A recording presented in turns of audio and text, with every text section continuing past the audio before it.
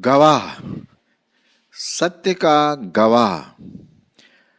आपने कभी किसी के बारे में कोई गवाही दिया है? चाहे वो कोई डिस्प्यूट हो, झगड़ा हो, कि कौन किसने पहले शुरू किया, परिवार में, समाज में या कोर्ट में। कोर्ट में जब भी जाते हैं तो वहाँ पर ज़रूर पूछते हैं, भाई आपका कोई गवाह है इस बात को सबूत देने के लिए कि ऐसा ऐसा हुआ है, या सच बोल रहे हैं या झूठ है। तो गवाह जो है वो गवाही देता है कि हाँ मैंने ऐसा सुना या ऐसा मैंने देखा है, और उस गवाही के आधार पर जज अपना सेंटेंस या अपना जजमेंट, न्याय सुनाता है। ठीक उसी प्रकार से जब हम आत्मिक चीज़ों की ओर देखते हैं तो वहाँ पर भी हम गवाह देखते हैं। अच्छा, जो इस दुनिया में गवाही चलती है कोर्ट में, कभी कभी क्या होता है कि दुख के साथ कहना पड़ता है कि ये गवाह खरीदे जाते हैं। सब तो नहीं, लेकिन कुछ है। वो बोलते भाई देख तू ऐसा ऐसा बोलना जज के सामने, तेरे को हम इतना पैसा देंगे। तो मान जाता होगा शायद वो, कभी कभी नहीं मानता होगा। तो कभी कभी लोग कोर्ट में गवाह को खरीद भी लेते हैं और सोचते हैं कि जो ये बोल रहा है वो सही है।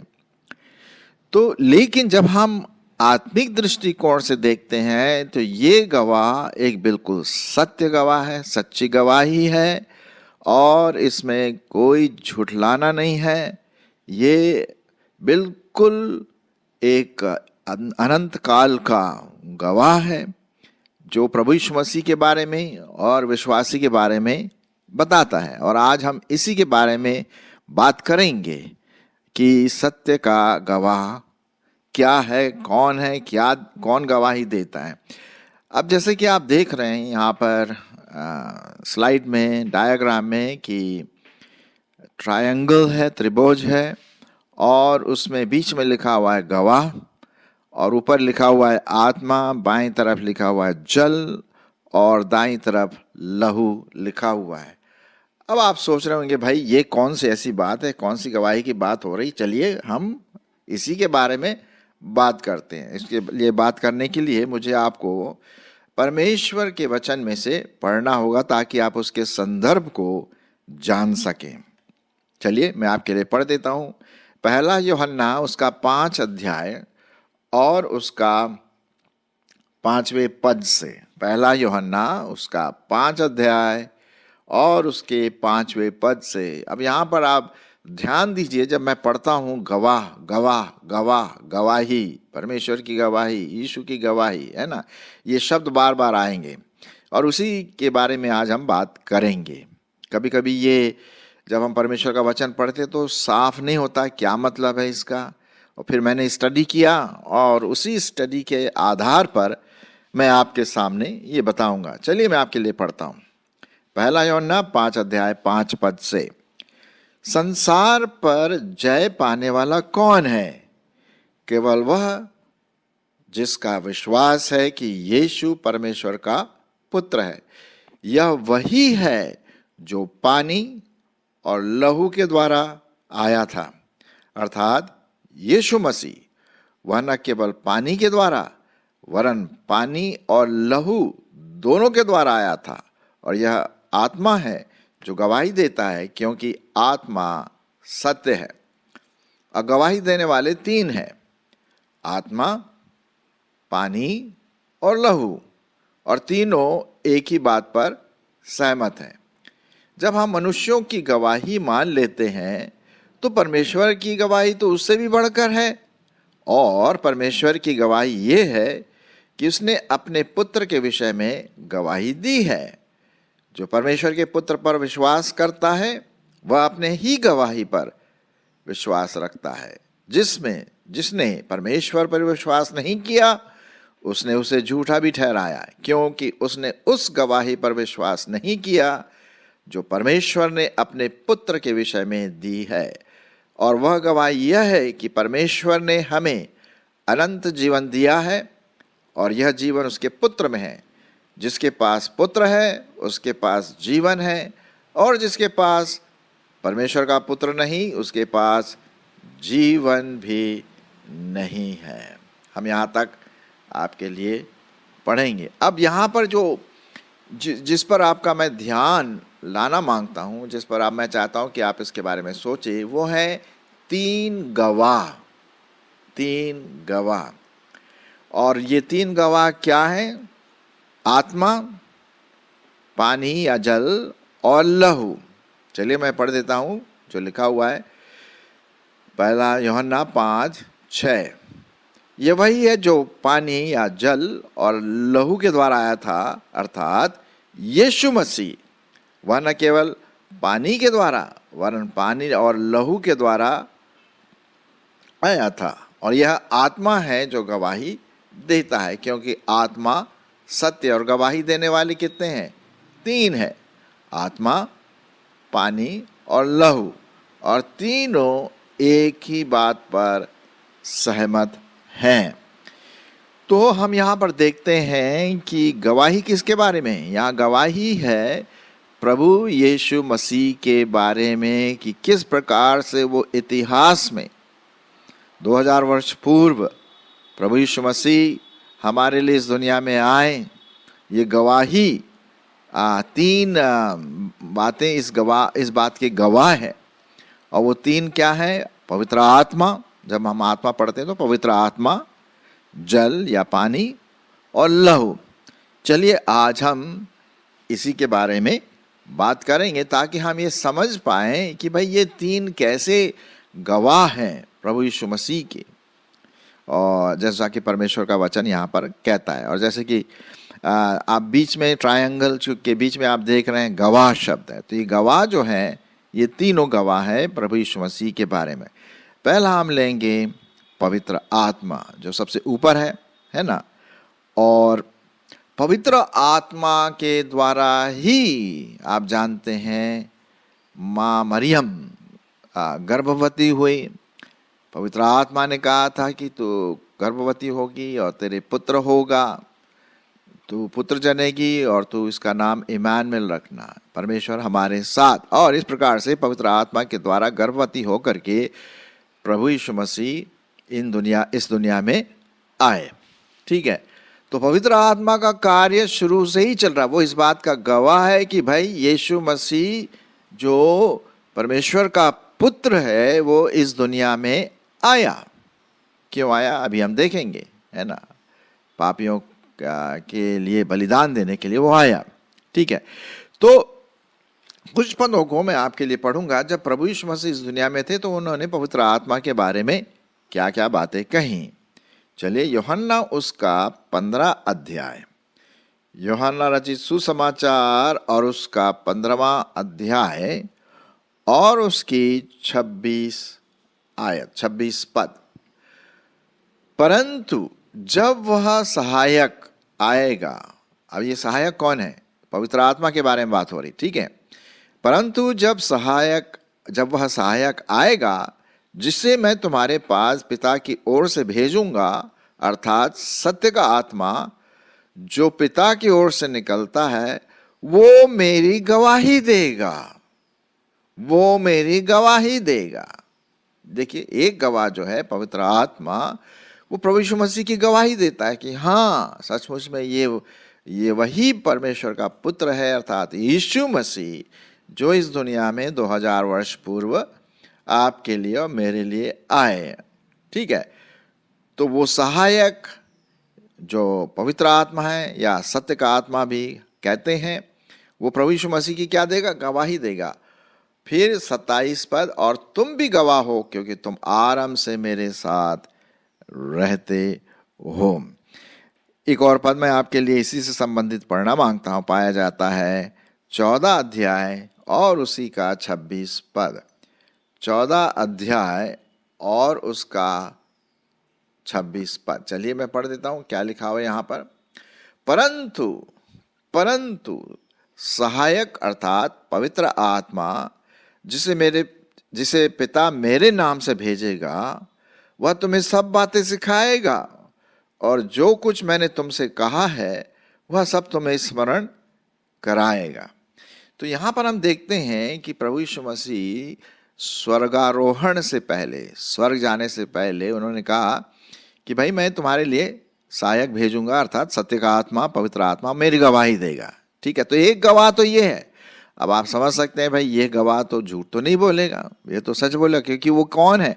सत्य का आत्मा। जी हाँ, वो सत्य का आत्मा है। तो वो गवाही देता है कि यीशु मसीह मनुष्य रूप में आए, जो परमेश्वर थे खुद, लेकिन मनुष्य के रूप में आए और 33 साल इस दुनिया में रहे, और फिर उसके बाद अपने अपने आप को बलिदान कर दिया क्रूस के ऊपर आपके और मेरे पापों के लिए, और फिर तीसरे दिन मुर्दों में से जी उठे। अच्छा, जब वो मुर्दों में से जी उठे तो किसने जिलाया? पवित्र आत्मा ने जिलाया उसके शरीर को। ये गवाही है, ये गवाही है, और इस गवाही को कोई नकार नहीं सकता है। ठीक है, तो हम यहां पर देखते हैं एक बहुत इंपॉर्टेंट, महत्वपूर्ण गवाह प्रभु यीशु मसीह के बारे में है, वो है पवित्र आत्मा। ठीक है, चलिए अब दूसरे गवाह के बारे में बात कर लेते हैं। और जैसा कि वापस हम चलेंगे पहला यूहन्ना और उसका 5 अध्याय, पहला यूहन्ना उसका 5 अध्याय, ठीक है, और उसका 6 पद। ये वही है जो पानी या जल और लहू के द्वारा आया, अर्थात यीशु मसीह वह न केवल पानी के द्वारा वरन पानी और लहू दोनों के द्वारा आया था। और यह आत्मा है जो गवाही देता है, क्योंकि आत्मा सत्य है।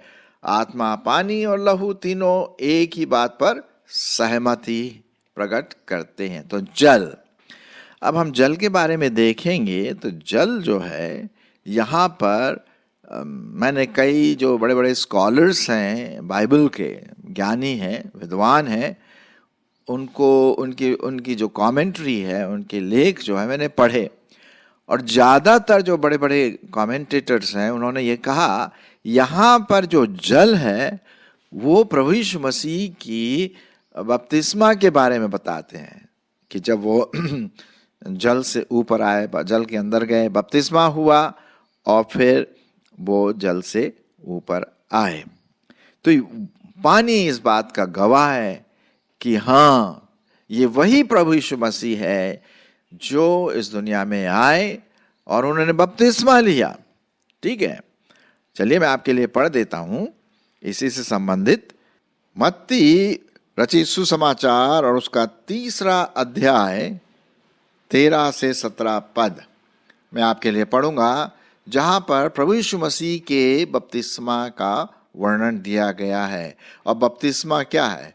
पानी एक उसका गवाह है ना। बपतिस्मे में जब होता है, हम पानी के अंदर जाते हैं और फिर पानी से ऊपर आते हैं, तो पानी एक प्रकार का क्या है? गवाह बन जाता है। चलिए मैं पढ़ देता हूं। उस समय यीशु गलील से यरदन के किनारे पर यूहन्ना के पास उससे बपतिस्मा लेने को आया, परंतु यूहन्ना ने यह कहकर उसे रोकने लगा, मुझे तेरे हाथ से बपतिस्मा लेने की आवश्यकता है और तू मेरे पास आया है। यीशु ने उसको यह उत्तर दिया, अब तो ऐसा ही होने दे, क्योंकि हमें इसी रीति से सब धार्मिकता को पूरा करना उचित है। तब उसने उसकी बात मान ली और यीशु बपतिस्मा लेकर तुरंत पानी में से ऊपर आया और उसके लिए आकाश खुल गया और उसने परमेश्वर की आत्मा को कबूतर के समान उतरते और अपने ऊपर आते देखा, और यह आकाशवाणी हुई, ये मेरा प्रिय पुत्र है जिससे मैं अत्यंत प्रसन्न हूं। तो यहां पर हम देखते हैं पानी, जल, ये एक और गवाह है और इसकी गवाही सच्ची है, पानी की, जल की, जब प्रभु यीशु मसीह ने बपतिस्मा लिया। ठीक है, तो ये बात हम देखते हैं। पहला जो गवाह है वो कौन है? पवित्र आत्मा। दूसरा गवाह कौन है? जल या पानी, जो बपतिस्मा को दर्शाता है। आइए हम तीसरे गवाह के बारे में बात करें, और वो है लहू, प्रभु यीशु मसीह का लहू। वापस हम जाएंगे, जो लहू के बारे में बात की जाती है, यूहन्ना उसका पहला यूहन्ना उसका 5 अध्याय और 8 पद। आत्मा, पानी और लहू, और तीनों एक ही बात पर सहमत हैं। तो एक और गवाह है साहब। पहला गवाह पवित्र आत्मा है, दूसरा गवाह जल है, तीसरा गवाह प्रभु यीशु मसीह का लहू जो आपके और मेरे पापों के लिए बहाया गया। चलिए कुछ पदों को भी देख लेते हैं यहाँ पर। पहला यूहन्ना और उसका पहला अध्याय 9 पद। पहला यूहन्ना पहला अध्याय उसका 9 पद। यहाँ पर लिखा हुआ है, यदि हम अपने पापों को मान लें तो वह हमारे पापों को क्षमा करने और हमें सब अधर्म से शुद्ध करने में क्या है, विश्वास योग्य और धर्मी है। उसका लहू हमारे पापों को दूर कर देता है। ये एक और गवाह है। जब उसका लहू हमारे पापों के लिए बहाया गया, लहू क्या है, ब्लड, खून क्या है, वो जान होती है। यदि हम लय व्यवस्था 17 पढ़ें 11 में लिखा हुआ है कि लहू में ही प्राण होता है। अगर हमारे शरीर में लहू नहीं है तो हम जिंदा नहीं बचेंगे। तो लहू में ही प्राण होता है, खून में ही प्राण होता है। तो प्रभु यीशु मसीह ने अपना प्राण दे दिया, अपना लहू बहा दिया हमारे और आपके पापों के खातिर, बलिदान के खातिर, ताकि हम और आप प्रभु यीशु मसीह में उद्धार पा सकें।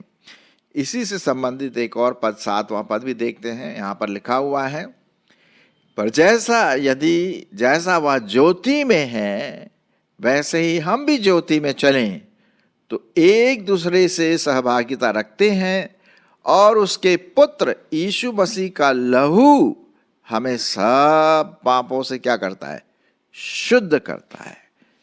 एक जगह पे इब्रानी की पत्री में लिखा हुआ है, बिना लहू बहाए पापों की क्षमा नहीं। ये पुराने नियम से चला रहा है, पुराने नियम से चला रहा है। बिना लहू बहाए पापों की क्षमा नहीं। पुराने नियम में लोग बलि चढ़ाते थे, जानवरों की, मेमनों की, कबूतर की, लहू बहाते थे ताकि वो व्यक्ति जो बलिदान दे रहा उसके पाप क्षमा हो सकें। आज भी हम देखते हैं कि कई ऐसे देश है, कई ऐसे लोग हैं जहां पर लोग बलिदान आज भी चढ़ाते हैं। कई जाति के लोग चढ़ाते हैं।